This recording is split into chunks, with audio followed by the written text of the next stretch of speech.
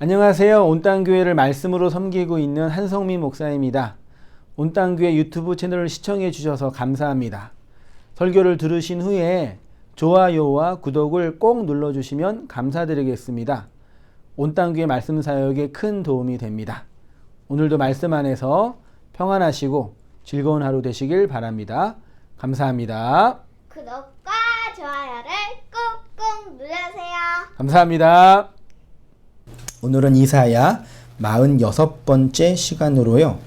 제사장이며 제물이신 메시아의 속죄 사역 카타크리마 뒤에 그게 있는데 제가 안 넣었어요. 이사야 53장 1절부터 12절을 설교 한 편으로 퉁치는 것은 본문에 대한 모독이라고 생각이 들었어요. 성경 말씀을 인간이 모독할 수는 없겠지만 그만큼 한 편으로 한 번으로 이 본문에 있는 복음의 진술들을 다 설명할 수 없다라는 그런 장엄한 위대한 본문이 이사야 53장의 본문이에요. 누가 만약에 저에게 당신이 구약 성경 중에서 복음을 설명할 수 있는 성경 구절 혹은 장이 있다면 어떤 성경 구절을 들겠습니까? 라고 한다면 저는 서슴없이 이사야 53장을 들겠어요. 그래서 차근차근 하나하나 본문에 따라 강론하는 게 마땅하나 그러려면 이제 53장 한 절 가지고 한 30번 정도 해야 할 분량인데 지금 이사야 강론 강의를 하고 있어가지고 그냥 전체적으로 반복하는 부분도 많이 있어서 메시아의 지난주와 지난 시간까지는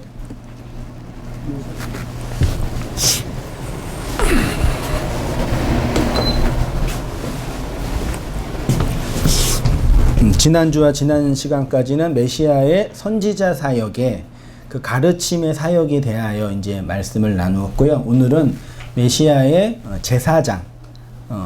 제사장이며 헌제자이신 메시아의 중보 사역에 대해서 말씀을 나누려고 합니다. 자, 성도의 구원은 하나님의 여겨주심이라고 하였죠. 우리의 조건과 행위와 상태에 의해서 결정되는 것이 아니라 우리 밖에서부터 들어오는 하나님의 영의 말씀으로 말미암아 결정되는 차원이라고 했었습니다. 그러니까 내가 진리라고 주장하기 전에 밖으로부터 그리스도의 영으로 여겨주시는 것이 복음의 본질인 거죠. 내가 내 노력과 의지로 나를 규정하고 정의하는 것이 아니라 밖으로부터 정의되고 여겨지는 것. 그게 복음인 거죠. 요거를 흔히 신학적으로 하나님의 무조건적인 선택이죠. 선택은 누구 마음이에요? 선택자의 마음이죠. 내 안에 있는 어떤 근거로 조건에 합당해서 선택한 게 아니라 내 밖에 있는 선택자의 의지로 한 거죠. 선택은 언제 한 거예요? 시간적으로? 에베소서에 의하면 창세 전에 신학적으로는 묵시 속에서 이 시간과 공간이 존재하기 이전부터 하나님 영원 속에서 이미 우리를 선택한 거죠. 우리의 어떠한 조건 행위에 근거한 것이 아니라 하나님의 의지에 의해서 실행된 거죠. 그걸 흔히 이제 신학에서는 뭐라 그래? 그거를요? 예정론이라고 흔히 이제 표현을 해요. 선택하시는 하나님의 뜻과 하나님의 의지와 하나님의 주권에 의한 결정. 그러면 이러고 왜 하나님 날 선택하셨어요? 존재론적인 질문을 하잖아요. 그러면 그 이유를 내 안에서 찾아야 못 찾아요. 못 찾는다 이 얘기예요. 그 하나님에게 있다는 얘기죠. 흔히 뭐 시쳇말로 엿장수 마음이라고도 그건 좀 표현이 좀 되게 좀 오해의 소지가 있는데 아무튼 뭐 그런 예정 무조건적인 선택인 거죠. 우리 안에는 구원의 조건과 근거가 있어요, 없어요? 없습니다. 그러나 우리가 경험하는 구원의 내용과 과정이 없다고 해서는 돼야 안 돼요. 구원의 근거와 조건은 우리 안에 없습니다. 우리 밖에 있습니다. 그렇지만 구원이 이루어지는 과정과 내용은 우리 안에 있어요. 요거를 구분을 잘 하셔야 돼요. 무조건 구원의 근거나 구원의 경험은 내게 아니다. 하나님 거다라고만 하면 아주 치명적인 그 역사적인 어려움을 겪게 돼요. 그러니까 구원의 조건, 구원의 근거, 구원의 가능성은 밖에 있는 하나님에게 있지만 그 하나님에 의해서 구원이 실행되는 과정과 내용은 내 안에 있단 말이죠. 그래서 구원의 수동적인 경험이 있다는 얘기예요. 이해되시죠? 밖에서부터 시작된 하나님의 구원이 내 안으로 들어와 나를 차압하고 그 말씀으로 함몰에 가는, 그래서 다시 밖으로 흘러가게 하는 하나님의 구속 사역이 있는 거죠. 이렇게 우리 밖에서 일어난 구원 사건을 흔히 뭐라 그런다고요? 그냥 속죄라고 정의할 수 있어요. 이 속죄라는 단어가 히브리어로 제가 각주 넣었지요. 중요한 단어예요. 카파르라는 단어예요. 이 카파르라는 단어가 사전에 보면은 덮다, 진정시키다, 화해시키다, 속죄하다, 역청으로 칠하다 이런 뜻이 있대요. 역청으로 칠하다 무슨 얘기죠? 이 카파르가 성경에 제일 먼저 나온 성경 본문이 창세기 6장에 노아의 방주 있죠. 노아의 방주를 노아가 다 짓고 나서 뭘로 칠했어요? 역청으로 칠했다 그랬죠. 그때 역청이 카파르예요. 노아의 방주는 무슨 나무로 만들었는지 알아요? 코페르? 네, 카파르랑 같은 단어예요. 근데 음가가 좀 다르요. 그러니까 코페르 나무로 방주를 지어 카파르를 칠하라 그렇게 돼 있어요. 그러니까 이 카파르는 기본적으로 덮다예요. 속죄라는 개념은 죄를 속한다는 개념은 우리 안에 있는 죄를 정결하게 한다라는 도덕적이고 존재론적인 개념이 아니에요. 덮는 거예요. 그 죄의 개념이 바로 서야 돼 그래서요. 나중에 뒤에 이제 나누겠지만요. 아무튼 속죄는 카파르예요. 보세요 그냥. 특히 하나님의 선택된 백성들에게만 속죄의 은총이 씌어받기 때문에 이 속죄를 제한적 속죄라고 해요. 예수님이 모든 인간을 위해서 십자가에 죽으셨어요? 아니죠. 구원받을 하나님의 백성들만을 위해서 죽으신 거예요. 그러니까 그런 의미에서 제한되어 있다라고 신학자들이 표현하는 겁니다. 우리 구원의 근거는 그리스도의 속죄 사역이 있습니다. 만약 그리스도가 스타우로스 언약의 기둥에서 죽지 않으셨으면 어떤 인간도 구원 받을 수 없고 속죄함을 받을 수 없었겠지요. 이사야 53장은 예수 그리스도의 속죄 사역을 문학적인 언어로 표현하고 있는 본문입니다. 53장은 이렇게 고난받는 종의 모습을 설명하는데 이 종은 비천한 출신으로 탄생하여서 온갖 멸시와 천대를 자발적으로 감수하시고 급기야는 십자가에서 형벌받아 비참하게 죄인으로 죽었지요. 이러한 내용은 결국 예수 그리스도의 지상 사역을 예언한 것으로 이미 구약 성경의 예언 중에서 가장 핵심적인 성취된 말씀입니다.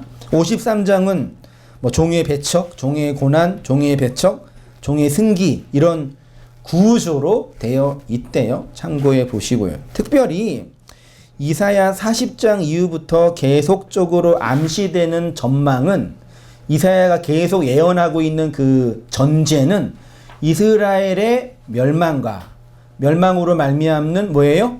바벨론의 포로거든요. 이 선지자 입장에서는 저를 보세요.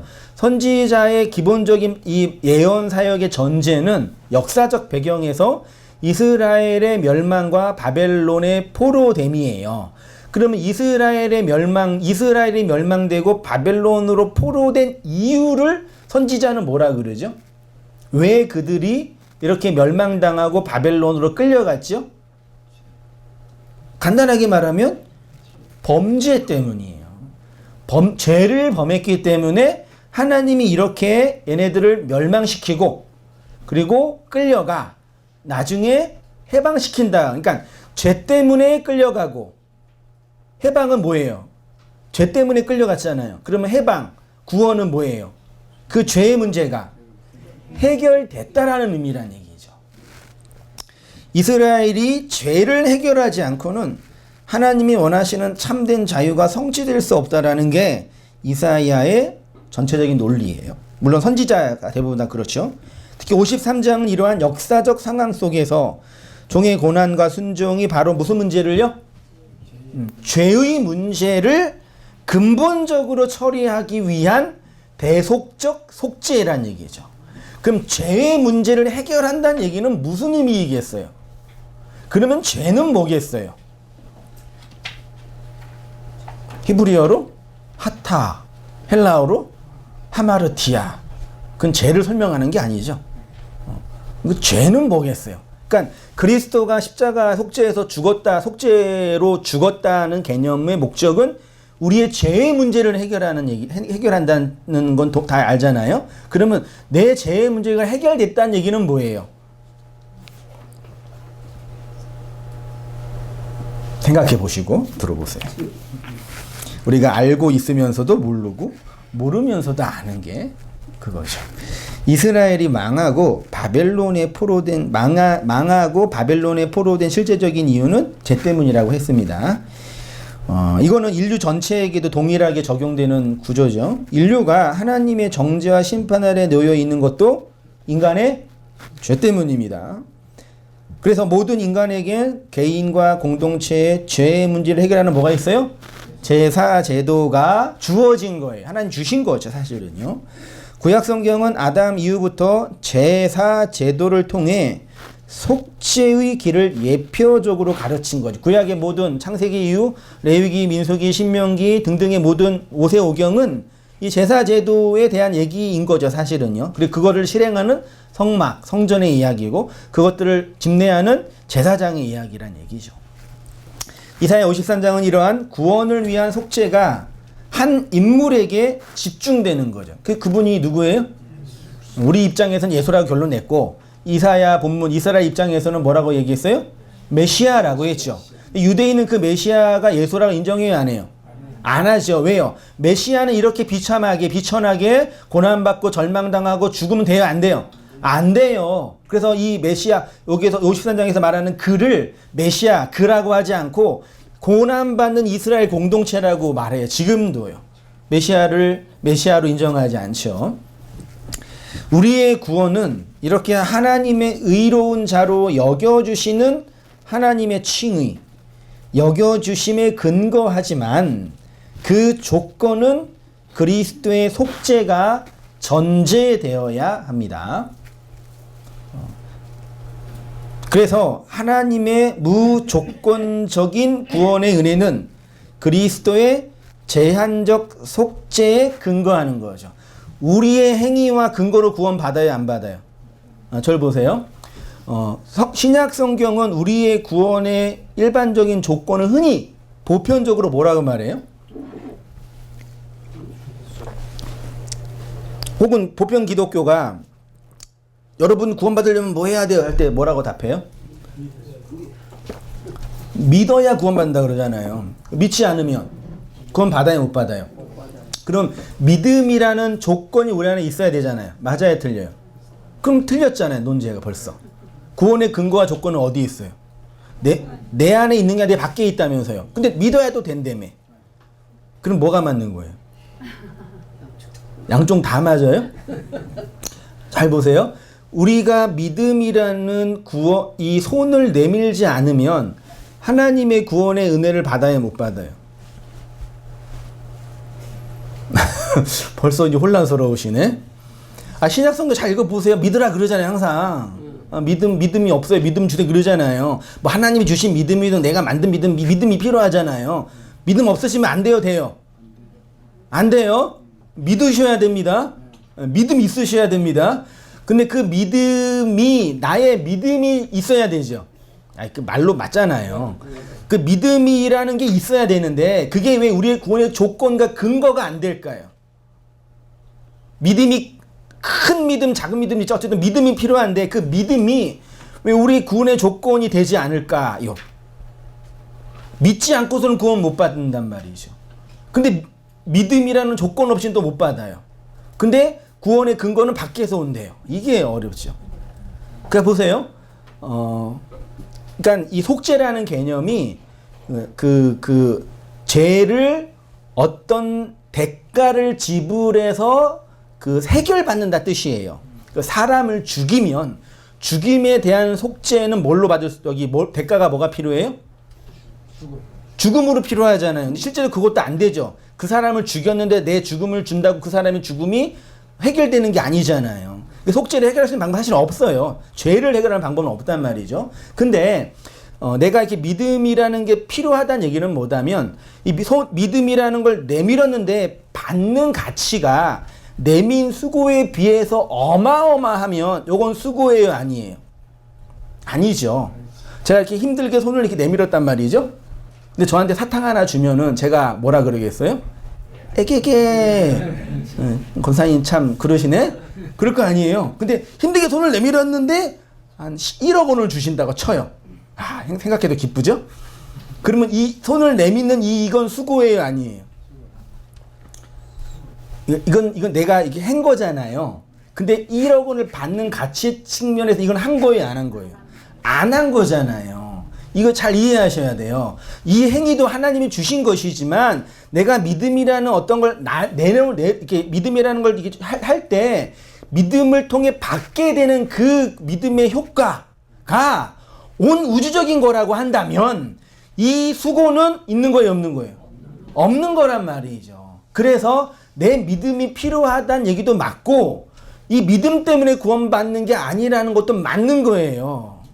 그러니까 사람들이 자신이 믿는다고는 말하지만 자기가 그 믿음을 통해서 수요받게 된 그 영원한 가치가 뭔지 모르니까 자기 믿음의 행위를 강조하는 거예요, 그렇게.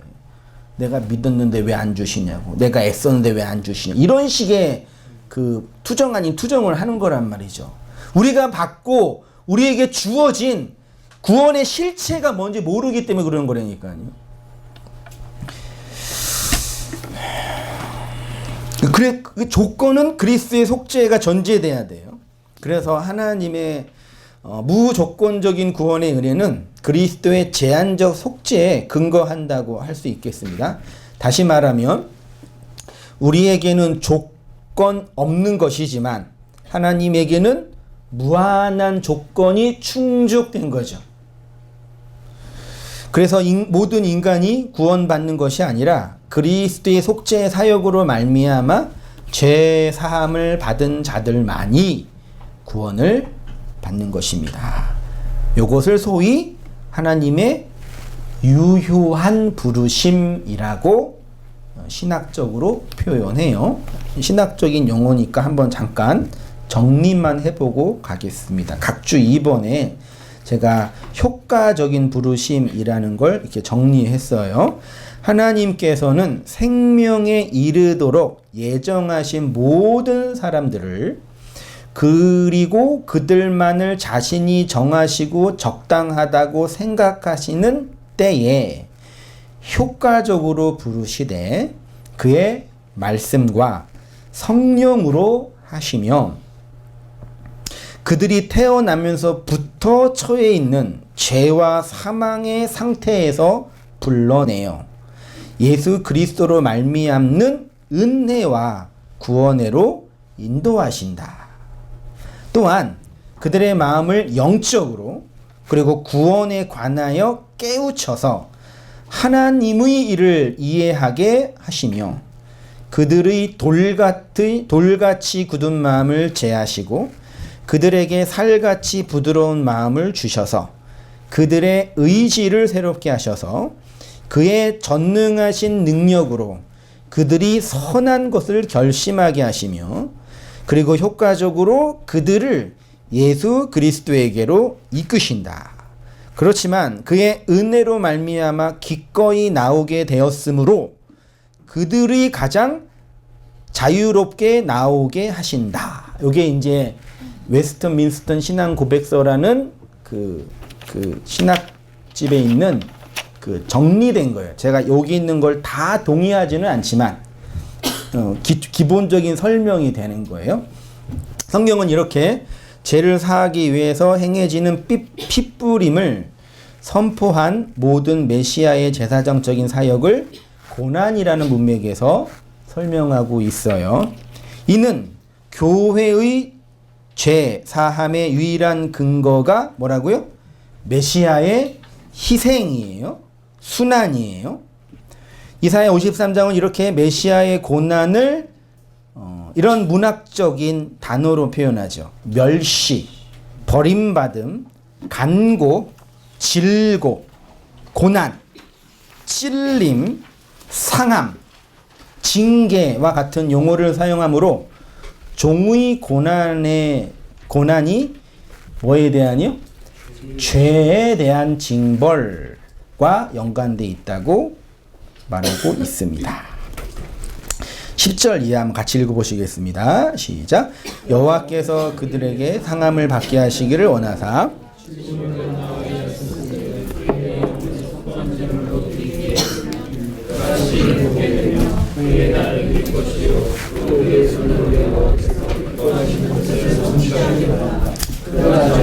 수고한 것을 보고 만족히 여길 것이라.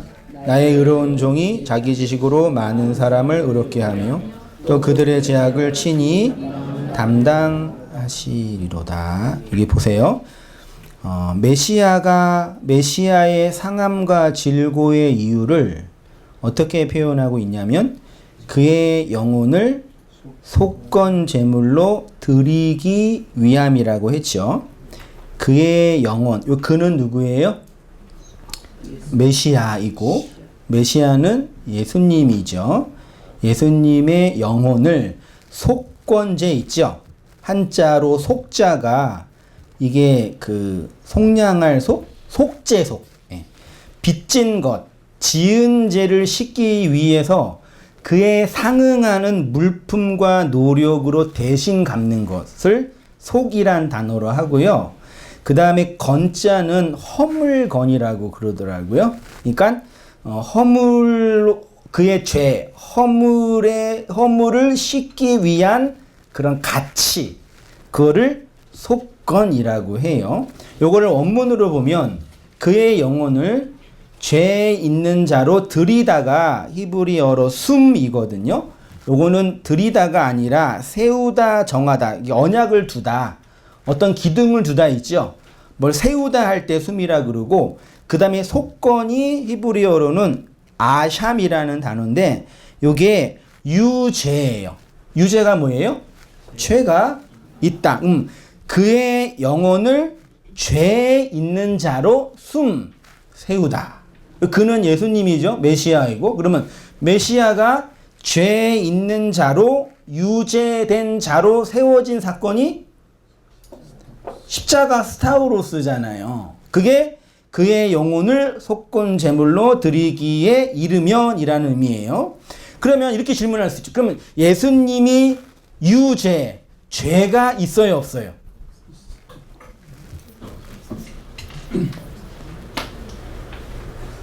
예수님은 죄가 있어요, 없어요?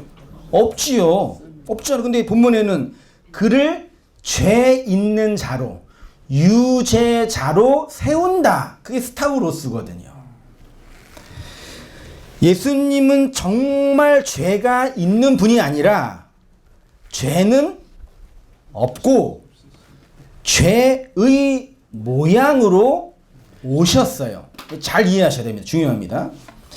실제로 예수가 죄가 있다는 것이 아니라 죄는 없지만 죄 있는 육신의 모양으로 오셨어요.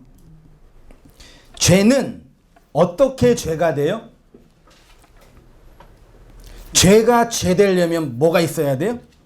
지금 대한민국은 지금 검찰 개혁 때문에 난리 났잖아요. 저도 이렇게 보니까 뭐 정치적 입장은 둘째 문제고 우리나라 공부 잘하는 사람이 왜 판검사 했는지 이해가 되더라고요. 그렇게 어마어마한 권력이 있는지 몰랐어요.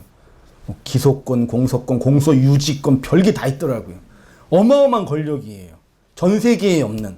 그래서 그걸 이제 하자라고 이제 얘기하는 건데 검찰이 왜 무서운지 아시죠? 법을 다루는 게 그 문제가 아니라 기소가 뭔지 아세요? 죄가 있음을 묻는 거예요. 죄가 언제 성립이 돼요? 내가 아무리 사람을 죽여도 검찰이 기소하지 않으면 전 죄가 있는 거예요, 없는 거예요? 형법에, 민법에 죄가 발생하지 않는 거예요. 그러니까 이거를 인문학적으로 보더라도 어마어마한 권력, 거의 신적인 권력이에요. 나라는 존재가 자연인이고 죄가 없는데 누군가가 와서 죄를 기소하면 먼지 털어서 안 나온 사람 없잖아요.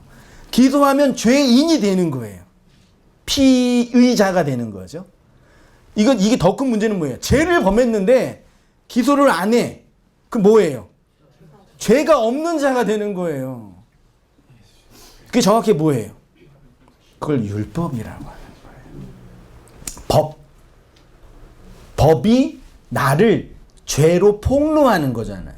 그러니까 죄가 되려면 뭐가 있어야 돼요?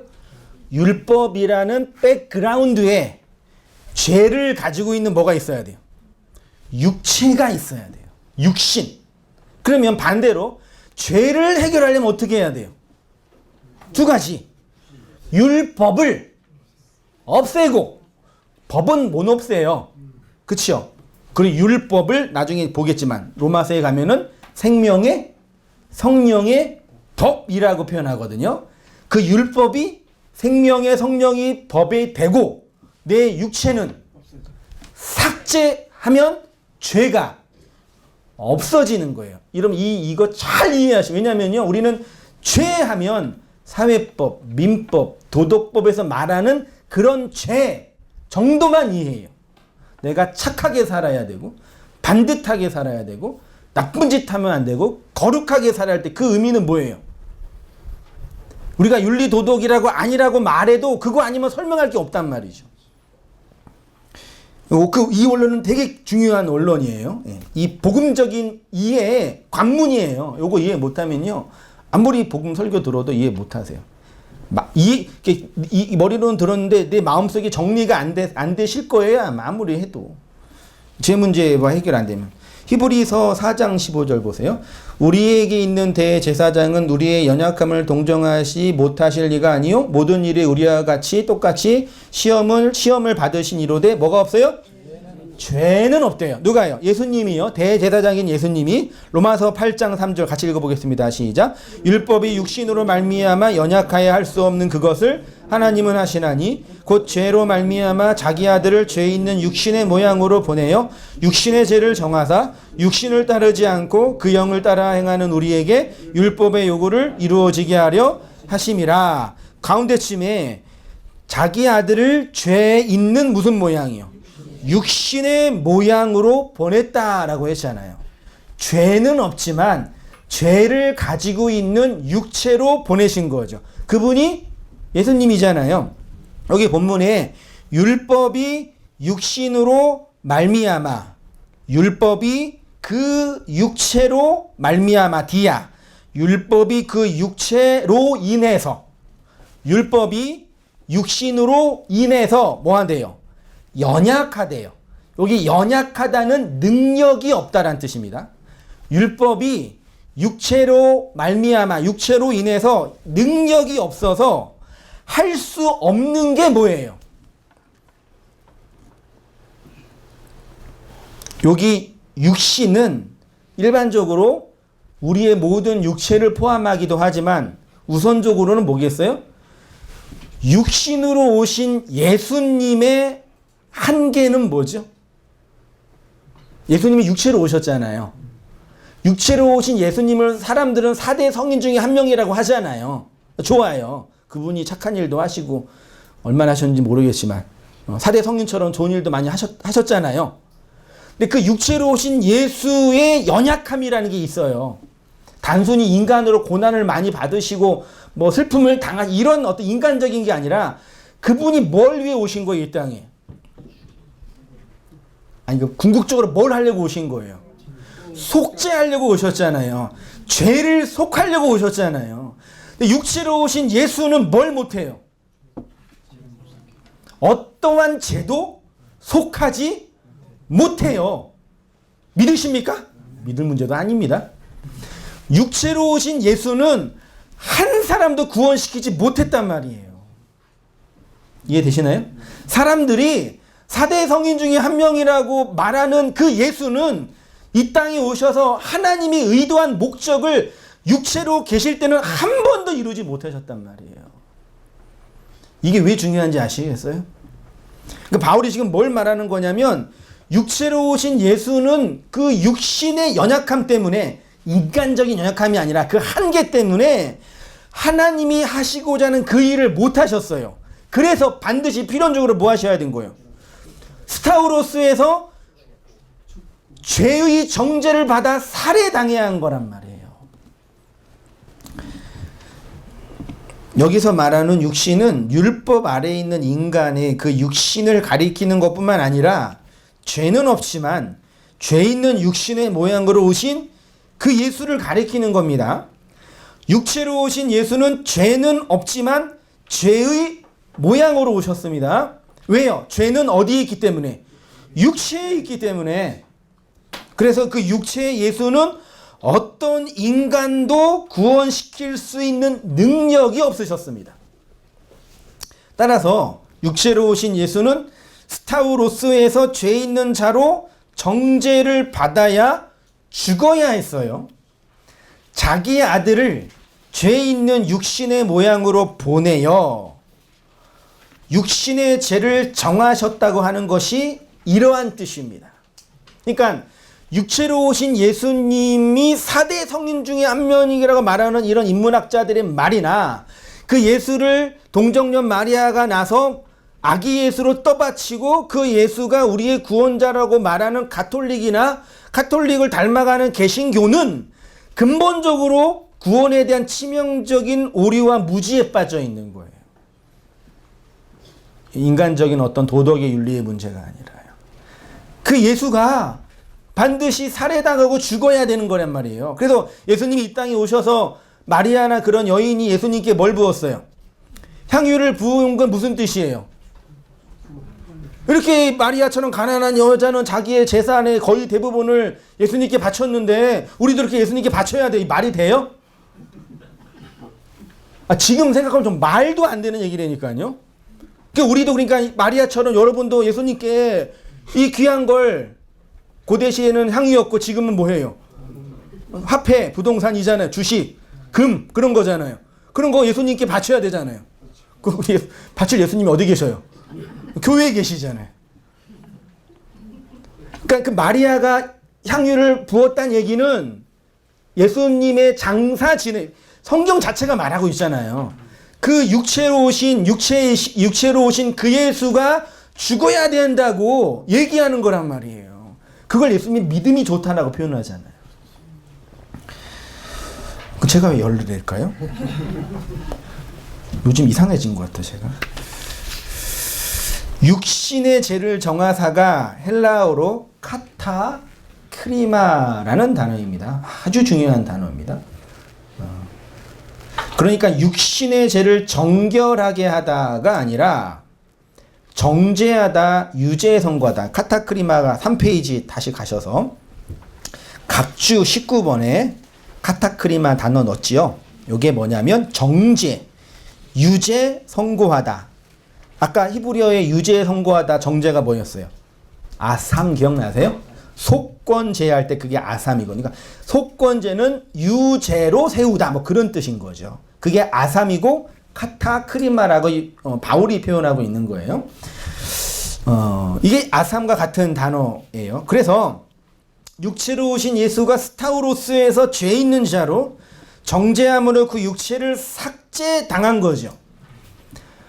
그렇게 정죄를 당해 육체가 삭제당하였기 때문에 그 영으로 율법의 요구, 율법의 의가 플레로 완성됐다라는 겁니다. 정죄로 번역된 카타크리마는 들어보세요. 인간의 도덕이나 윤리나 사회법에서 말하는 그런 죄가 아닙니다. 하나님이 예수를 율법 아래 육체를 가지고 세상에 보내셨다는 얘기는 그 예수를 죄인으로 보낸 거죠. 맞나요? 예수가 죄를 범했어요, 안 범했어요?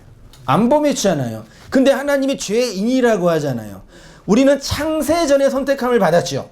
그러면 우리가 죄인으로 정죄된 거는, 유죄 선고 받은 것은 창세전에 이 땅에 살아와서 그런 거예요.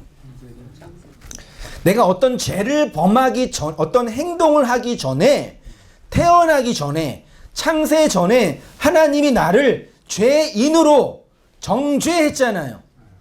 어떤 행위를 하기 전에, 나쁜 일을 하기 전에. 그러니까 이 카타크리마는 인간의 행위가 가입되기 전에 심판자, 주권자이신 하나님이 정하는 거예요. 야, 너 죄인으로 가. 좀 할 게 있어, 네가 가서. 너 죄인이야? 할 게 있어.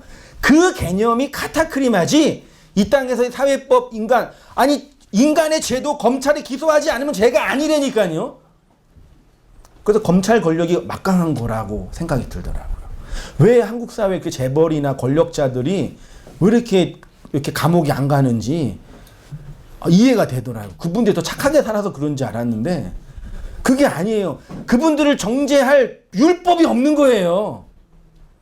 어마어마한 권력. 정치적 입장이 아닙니다, 저는요. 저를 정치적 입장 보지 말고 이게 사회의 여러 문제라고요. 그 율법이란 말이에요.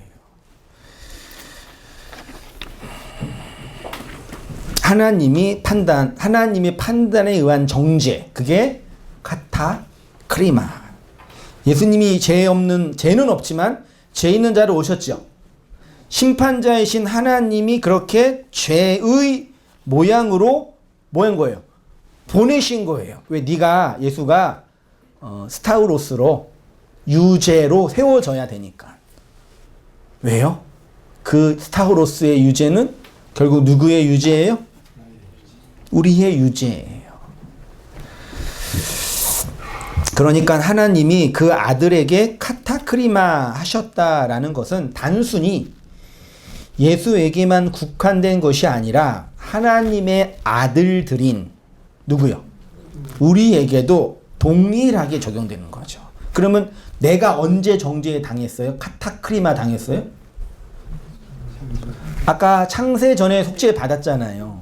언제 정죄 당한 거예요? 창세 전에 묵시 속에서. 그걸 예정이라고 표현하는 거예요. 신학적으로 그냥요. 그러니까 이 땅에서 우리가 생활을 하면서 죄를 범하는 건 성경이 말하는 그런 죄가 카타크리마가 아니에요. 그 아들들이 죄 있는 세상의 모형으로 이 세상에 내려온 거죠. 우리가요. 그래서 이걸 알았던 석가모니 불교는 인생을 뭐라 그래요? 고라 그러잖아요. 네 개의 고통. 그게 뭐예요? 생, 로, 병. 아주 단순한 얘기지만 태어나는 게 뭐라고요? 그게 고통이라니까요. 늙는 거. 늙어가는 거. 고통이에요. 병드는 거. 고통이고. 죽는 거. 고통이에요. 왜요? 창세 전에 카타크리마 정죄 당했다니까요. 그거를 예수님이 고난으로 감지했잖아요. 본문에서요. 우리도 똑같이 그 고난으로 감지해요. 아들 된 자에게는요. 아들이 아닌 자는요. 그냥 고통을 어떻게 이겨내 볼까 이렇게 막 애쓰는 거예요. 이 윤회의 고통에서 불교에서 말하는. 어떻게 쓰든지 뭐 착하게 살든지 뭘 들여가지고 뭐 어떤 그 오체투지를 하든지 그런 노력을 해가지고 이 고통을 벗어내 볼까 이런 질문을 하는 거예요. 고통에서 벗어나는 길이 있어요, 없어요? 결론을 빨리 내셨네요. 없어요. 다 감내해야 돼요. 근데 우리는 본성적으로 그 고통에서 벗어나고 싶은 인간적인 마음이잖아요. 그 아들들이 죄 있는 세상에 모형으로 이 세상에 보내진 거죠. 그 껍데기, 율법의 껍데기를 죽이셔서 그의 진의를 드러내는 것이 정죄, 카타크리마의 핵심입니다. 그러니까 율법이라는 껍데기에 계속 머물러 있으면 내가 어떻게 해서든지 이 고통에서 벗어나야 되겠다. 어떻게 해서든지 내가 적당한 그 속죄물을 들여서 벗어나야 되겠다는 얘기 자체가 육체와 율법에 갇혀있는, 그걸 지옥이라고 표현하는 거죠. 그러니까 율법이라는 껍데기에 계속 머물러 있으면 그는 여전히 뭐 받는 거예요? 정죄, 카타크리마 당하고 있는 거예요. 그러니까 자유 없는 거죠.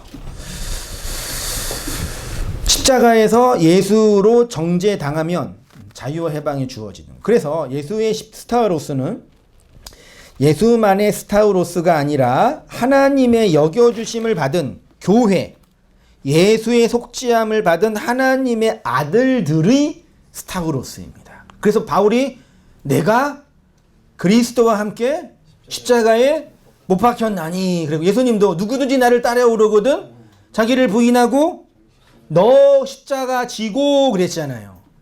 십자가 진다는 게 뭐예요? 힘들게 교회 일 하는데, 전도사님, 목사님, 장로님, 십자가 지셔야죠. 참고 견디셔야죠. 그런 거예요? 목사 사모가, 여보, 나 사모하기 힘들어 죽겠어. 나 힘들어. 그만하고 싶으니까 당신의 십자가를 져야지. 그게 십자가예요? 그런 십자가 지면 뭐가 생겨요? 누구 얘기한 거 아니에요? 왜 그러세요?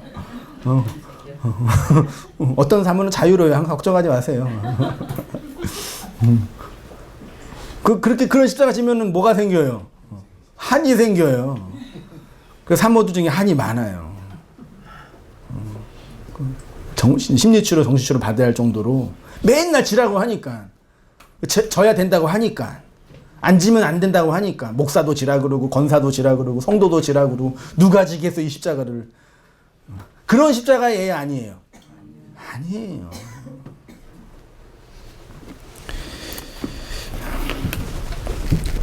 창세 전 내가 카타크리마 된 자로 세워지는 거. 예수가 스타우로스에서 그의 육체, 제 모양이 있는 그 육체가 삭제 당한 것처럼 그의 아들 된 교회도 동일하게 스타우로스에서 그의 율법이 삭제당하고, 뭐가요? 육신이 뭐예요? 그러니까 육체가 죽는다는 개념이 우리의 육체의 생멸의 종결이 아닙니다. 성경이 말하는 육체가 죽는다는 얘기는 내가 율법과 나의 의지로 아무리 노력해도 그 노력으로는 하나님에 의해 도달할 수 없다라는 그것이 죽음이에요. 제가 어떻게 표현하냐면 자기 의와 율법으로 하나님께 도달하고자 하는 그 모든 인간의 욕망, 그게 육신이라니까요. 그게 삭제당하는 거죠. 이렇게 육의 부정을 통해 새롭게 태어난 자를 성경이 뭐라 그런다고요?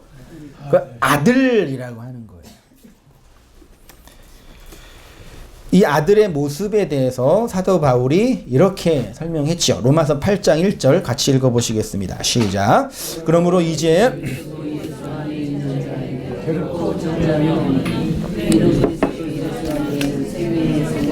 죄와 사망의 법에서 너를 해방하였음이라. 죄와 사망의 법과 생명과 성령입니다. 오타입니다. 성령의 법. 요 두 가지가 있는데 예수의 정죄로 말미암아 생명의 성령의 법 안에 들어온 자는 그 법 안에서 살아가지요. 그것을 해방, 자유롭게 되었다라고 합니다. 율법의 원리를 따라 율법의 힘에 따라 살아가는 자가 그 아들의 정죄로 말미암아 생명의 영을 받게 되면 생명의 성령의 법을 따라 살아가죠. 생명의 성령의 법에 조종당한다라고 말할 수 있겠습니다. 쉽게 말해 밖의 법, 율법에 의해서 끌려다녔던 자가 안의 법, 성령과 생명의 법에 의해서 차압당하는 거죠. 그런데 동일하게 끌려다니는 모습이지만 전자를 노예라고 하고요. 후자를 아들이라고 표현합니다. 더 쉽게 말하면 율법의 아들, 진리의 아들인 거죠. 보세요. 잘 들어보세요. 율법의 아들이 가끔 진리의 일을 행할 때가 있듯이 진리의 아들이 가끔 율법의 일을 행할 때도 있어요. 무슨 말인고 하니 아들과 아들, 이 아들과 저 아들이 아들이지만 달라요. 착함과 나쁨을 정의 내리기 좀 어렵습니다. 존재, 윤리 도덕이 아니라 존재적으로요. 근데 이렇게 가정을 해볼게요. 착함과 나쁨을 근본적으로 구분하는 것이 어려운 문제이지만 착한 사람이 나쁜 일을 할 때도 있죠. 나쁜 사람이 착한 일을 할 때도 있어요. 근데 우리는 사람을 판단할 때 그의 뭘로 판단해요? 나쁨과 착함의 존재로 판단하지 않고 착한 행동, 나쁜 행동으로 그를 판단한단 말이죠. 여러분 다 착한지 아셨죠? 맞잖아요. 왜요? 착한 일을 하거나 착한 일을 하려고 뭐 했기 때문에 노력을 했으니까 나는 존재적으로 착한지 안 거예요. 세상에 착한 사람 있어요? 없어요? 없어요. 가끔 이렇게 사회생활 하거나 직장 생활하면 정말 법 없이 사는 그런 착한 분 계시죠? 이게 순하시고 가끔 한두 명 계셔요. 네. 그 많은 분들이 그런 사람 보면서 뭐라 그래요? 착한 사람이라 그러거든요. 저도 일하는데 야, 쟤 되게 착해 그러니까 아니에요, 형님. 착한 사람 세상에 없어요. 너 뭔데 이 나중에 또 싸우더라고. 또 자기 헤게모니 걸리니까. 자기 뭐 건들면 싸워요. 착한 사람도 그 사람의 그 아킬레스건 있잖아요. 뭐 돈 이게 아니래. 뭐 있어요. 그거 건들면 확 그 짐승이 일어나요. 그래서 가끔 하여튼 그래요. 아무리 악한 사람도 어머니에게는 무슨 아들이에요? 그래서 이번에도 그 화성 연쇄살인 그 이춘재 씨 끔찍하잖아요, 솔직히요. 근데 그 어머니는 내 아들이 그럴 일 없다. 그 엄마가 거짓말하는 거예요? 어머니가? 아니, 어머니 입장에서 정말 착한 아이인 거죠. 그렇죠? 제가 이 얘기 왜 하는지 아시겠어요? 인간의 제가 추론한 겁니다. 인간의 존재, 이 존재는 존재와 반대되는 게 대칭되는 게 뭐라고 말할 수 있냐면 뭐라고 말할 수 있을까요? 이 존재는 존재로 설명이 안 되고 요거에 반대되는 게 행위라고 할 수 있어요. 그 인간의 존재를 규정하는 게 뭐라고요? 행위란 말이에요. 근데 우리가 죄인으로 카타크리마 된 거는 이거예요. 요거란 말이에요. 존재가 있기 전에 심지어 영원 전에 나를 하나님이 정죄했단 말이죠. 그러니까 요거 때문에 정죄받는 거 아니에요. 아니에요. 그래서 요거의 문제란 말이에요. 존재의 문제. 착한 사람이냐 나쁜 사람이냐의 문제지 착한 일을 했냐 나쁜 일을 했냐의 문제가 아니란 말이에요. 근데 우리는 율법 아래 있기 때문에 착한 일을 하면 내가 착한 사람인 줄 착각해요. 그거 다 깨졌잖아요. 내가 악한 사람인데 착한 일 몇 개를 하면은 착한 사람인지 나도 그렇게 쟤도 그렇게 인정한다는 말이에요. 근데 우리는 근본적으로 악하기 때문에 착한 일 몇 개 해도 착한 사람인 줄 착각하는 거예요. 그러니까 인간이 만들어 놓은 법 체계는 요 문제를 다루는 거예요. 요거를 잘 이렇게 해서 내 존재는 중요한 게 아니라 요걸로 내가 착한 사람이라고 정의 내리는 거죠. 이걸 뭐 흔히 말하는 뭐 행위 종교가 뭐 육바라밀 하고 오태 추지하고 뭐 헌신하고 해서 나를 만들자. 이거는 그냥 없는 거라고요. 존재에서는요. 왜냐하면 하나님이 나를 어떻게 판단하는지 보세요. 창세 전에 나의 개별적인 행위로 판단하는 게 아니라니까요. 그분은 나를 이걸로 판단해요. 근데 이거는 뭘로 결정되겠어요? 밖에서 들어온 어떤 생명에 의해서 결정되는 거란 말이에요. 그래서 그 다음 본문에 씨라는 개념이 나오는 거예요.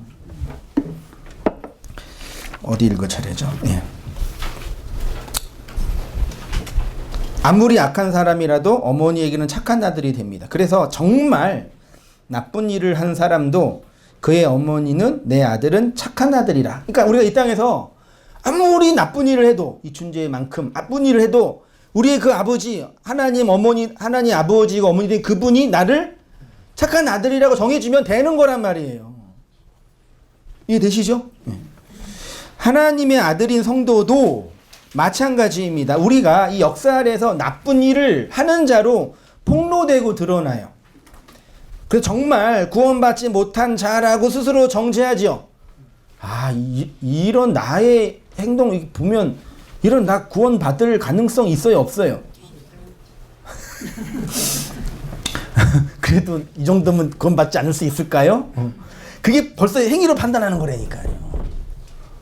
인간이 만들어낸 행위 근거에서 이 정도 되면 내가 한국교회 전체 퍼센트를 할 때 이 정도 목사면 그래도 중간 이상을 하지. 그럴 수 있죠. 근데 그게 하나님께 무슨 상관이 있어요. 제 입장에서. 그 성도도 마찬가지라니까요. 근데 다 복음을 안다고 모르니까 그러겠죠. 하나님의 진리를 말한다고 하는 교육 사역자들이나 목사들이 이 문제는 안 다루고 다 요거만 다루는 거예요. 심지어 이번에 그 어떤 목사가 그 구구 목사죠. 강화문에 오지 않으면 생명책에서 지워진다고. 미쳐버리겠어 진짜. 그 생명책은 뭐야 도대체? 뭐야 어디에 있는 거야? 한대 때리고 싶더라고. 그게 여러분 우리 웃을 일이 아니 그렇게 하고 있다니까 그분들이요. 그거 진짜 하나님 아멘 아멘 하면서 예배드리고 있더라고요. 진짜 막 다리가 떨리더라고요. 저는요. 그런 거 보니. 아니 뭐 자기가 정치적인 입장에서 나는 이게 좋으니까 가서 이렇게 할 수 있죠. 자기 대한민국 시민이니까 세계는 시민이니까 얼마든지 할 수 있죠. 근데 거기서 생명책이 왜 나와?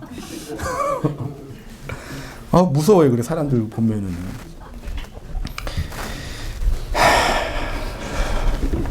그래서 우리의 행위를 보면 안 돼요. 잘해야 99.9라니까요. 잘해야 99.9999. 이 세상에 100, 완전한 100, 순도 100 있어요, 없어요? 없어요. 인간의 사랑도 99.99, 금도 99.99. 없어요. 잘해야. 그걸로 안 된대잖아요. 근데 어떻게 해서는 99.9999999 했으니까 이걸로도 해달라고 하는 게 인간의, 그거라도 했으면 그래도 대견하죠. 4대 성인 중에 한 명 정도라도 인정받죠. 근데 우리 범인들은 뭐 그거라도 해요. 세속 살면서 정신없이 살고 있는데. 근데 하나님은 우리를 그리스도를 통해 아들로 불러주셨습니다. 하나님의 아들에게는 그리스도로 말미암는 영의 유전자가 있죠. 우리가 개똥처럼 살아도 그 유전자 받으면 생명의 성령의 법이 끌고 가는 은혜의 힘이 있습니다. 자꾸 외모와 사람의 행위로 우리 자신과 다른 사람을 판단해서는 안 되는데 이거 판단할 수밖에 없어요. 근데 우리는 그렇게 판단하지 않는 훈련을 그렇지만 그런 의식을 해야 돼요. 몰라요. 그분의 이게 드러난 이거 24시간에 잠깐 찰나의 이 모습이잖아요. 그걸 어떻게 그 사람을 판단해요? 심지어 실수로 착한 일을 할 수도 있고 어떻게 하다 보니 착한 일을 할 수 있단 말이에요. 어떻게 하다 보니 이번 주 금요일날 성경 공부하는데 누가 문을 두드리라고요. 모르는 어떤 성도님 누구세요? 예배 드리러 왔다고. 착한 일을 하신 거죠. 실수를 하신 거죠. 예배 드리고 싶다 그러는데 오늘 성경 공부하는데 드릴까 하다가 얘기하니까 이렇게 가시더라고요. 그 하나님을 찾는 착한 일일 수 있겠죠. 그분 입장에서는. 실수로 나쁜 일을 할 수도 있단 말이에요. 이 세상에 나쁜 일을 하면은 검찰이 기소하고 감옥에 끌려가고 사람들이 비난해요. 그러니까 그렇게 받으면 돼. 그런 일을 하면. 그러니까 하면 안 되고 또 우리가 좀 반듯하게 하려면.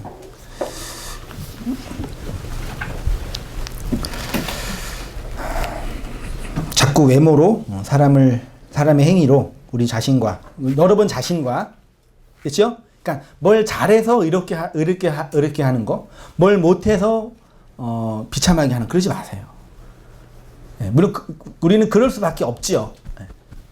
그렇죠? 조금 돈이라도 벌면은 잘난지 알고 좀 못 벌면은 우울해하고 그러잖아요. 머리 좀만 이렇게 빠져도 이렇게 우울해하는데 저는 벌써부터 죄송해요. 뭐 많이 가지고 계시지만 어떻게 하지 걱정하고 있는데 돈도 없는데 심을 수도 없고 어떡하지? 늙어가네. 이게 고민 우울하잖아요. 머리카락 하나 두 개 빠져도 이렇게 우울한데 우리 인간은.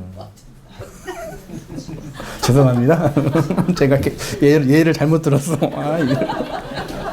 상처 안 받으시죠? 네.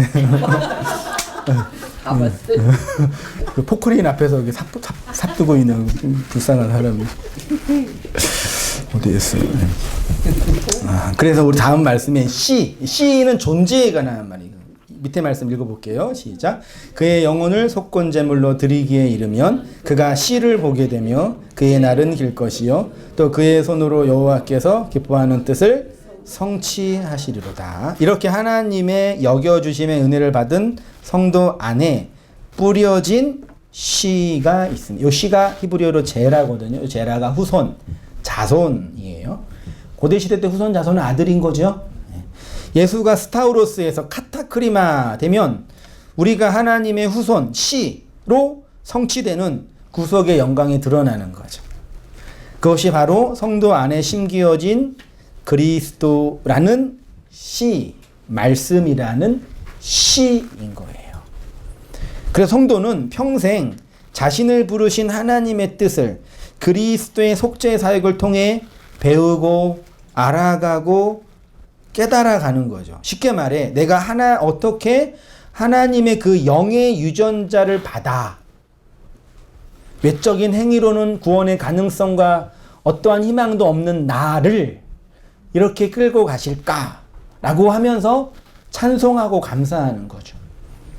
그게 생명의 성령의 법에 끌려가는 거죠. 그래서 성경 66권이 그리스도의 속죄를 여러 상징과 예표로 기록하고 있습니다. 그 기록을 성경은 뭐라 그래요? 기억하라 그래요. 히브리어의 기억하라가 자카르라는 단어거든요. 이 자카르가 창세기 1장 23절에 하나님이 자기 형상 곧 하나님의 형상대로 사람을 창조하시되 뭘로요? 남자와 여자로 창조했다 그랬죠. 이 남자가 뭐라고요? 자카르. 이게 씨를 가진 자, 수컷이라 그러죠. 요게 자카르인데 요게 기억하다예요. 놀라운 히브리어의 비밀이죠. 씨를 가지고 씨를 받는 게 기억하는 거예요. 그러니까 이 땅에 있는 성도는 모든 사람은 여자잖아요. 하나님 앞에서는. 이 여자인 우리가 하나님을 기억한다는 얘기는 하나님의 그 씨를 받는 거겠죠. 그걸 기억한다라고도 하고 자카르라고도 수컷이라고도 표현해요. 그러니까 히브리인들에게 있어서 기억은 생명의 씨를 받는 거예요. 그래서 이 성경이 구약성경에서 뭐하라 그래요? 기억하라, 기억하라. 너희는 언약을 기억하라, 기억하라. 그런단 말이에요. 계속요. 사람의 존재는 기억에 의해서 규정됩니다. 우리가 기억을 잃어버리게 되면 어떻게 되겠어요? 저도 이 말씀 공부하다가 연구하다가 한번 이렇게 생각해보면 45, 6년 살았는데 지금까지 살아온 내 인생의 모든 기억이 다 세팅 확 없어졌어요. 난 어떻게 돼요? 뭐예요? 그 존재가 없어지는 거죠. 그 나중에 이제 치매가 그렇게 되는 거겠죠. 근데 치매는 다 잃어버리는 거 아니에요. 그냥 부분적으로 상처받고 고통받았던 것들 잃어버린다. 그 놀라운 그 인간의 생체적인 보호 본능인 것 같아요.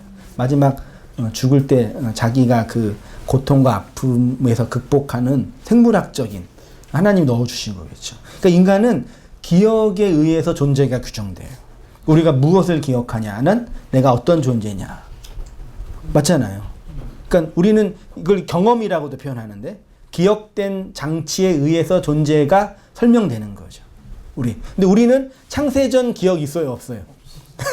그거 기억하면 큰일 나죠? 그치요? 기억나세요? 가끔 우리 막내한테 너 어디에 샀어? 그러면 엄마 뱃속 아빠 뱃속 있다 그랬죠. 기억해. 그럼 기억난대. 좀 어둡고 그랬대. 그냥 얘기하는 거죠. 마치 우리가 거기에 있다 온 거잖아요. 근데 여기에서 그거를 이 하나님의 기억을 하게 하는 뭐 기록된 말씀을 통해서 확인하는 거잖아요. 그래서 기억은 잃어버리지만 기억하기 위해서는 뭘 봐야 돼요? 기록된 걸 봐야 돼요.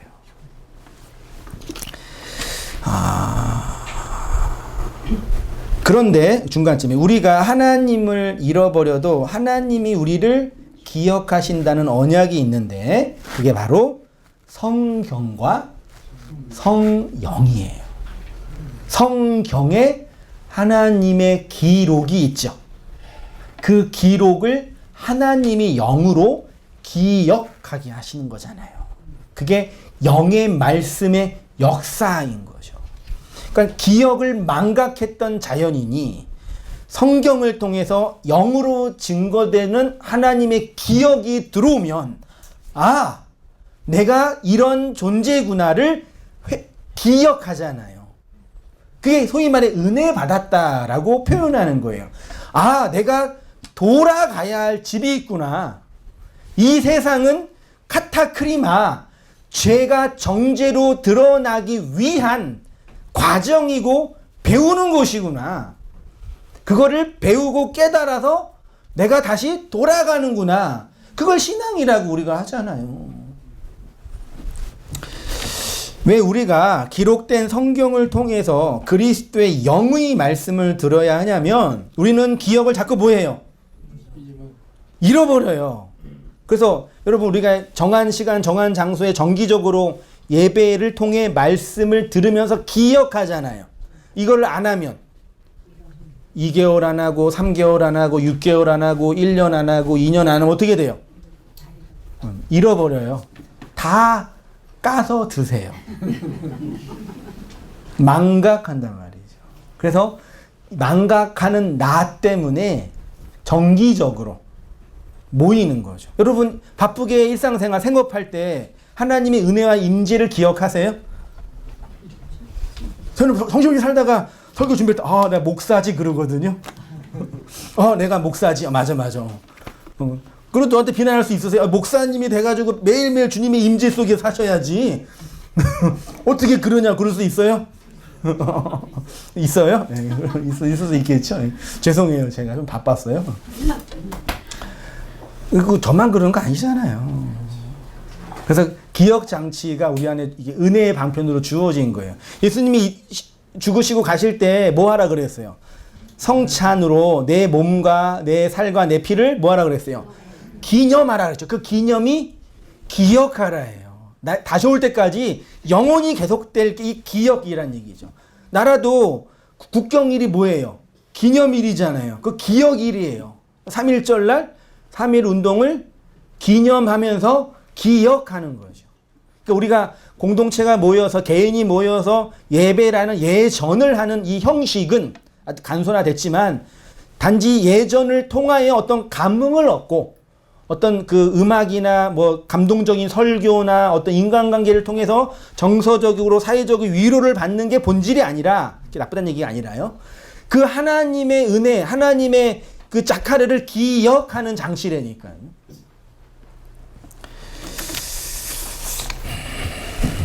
그래서 정말 소중하고 귀한 거죠. 기록된 성경 말씀을 통해서 양식과 음료로 오신 그 예수를 기억하라는 것이 예수님의 몸과 피를 기념하라는 것입니다. 그러면 하나님을 무엇으로 기억할 수 있겠습니까? 내 안에 넣어주신 하나님의 씨, 그를 하나님의 진리의 유전자라고 제가 표현했습니다.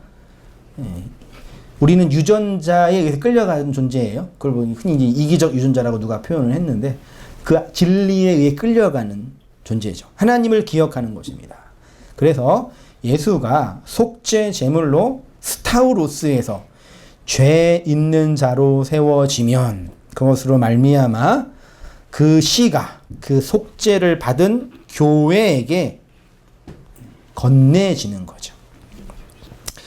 교회의 구원은 이렇게 하나님의 무조건적인 선택 안에서 그리스도의 제한적 속죄로 말미암아 효과적으로 불러주셔서 시여받는, 그 존재의 시여를 받는 하나님의 은혜인 거예요. 그렇죠? 네, 이 은혜 안에서 살아가는 모든 성도님 되시기를 축원드립니다. 기도하겠습니다.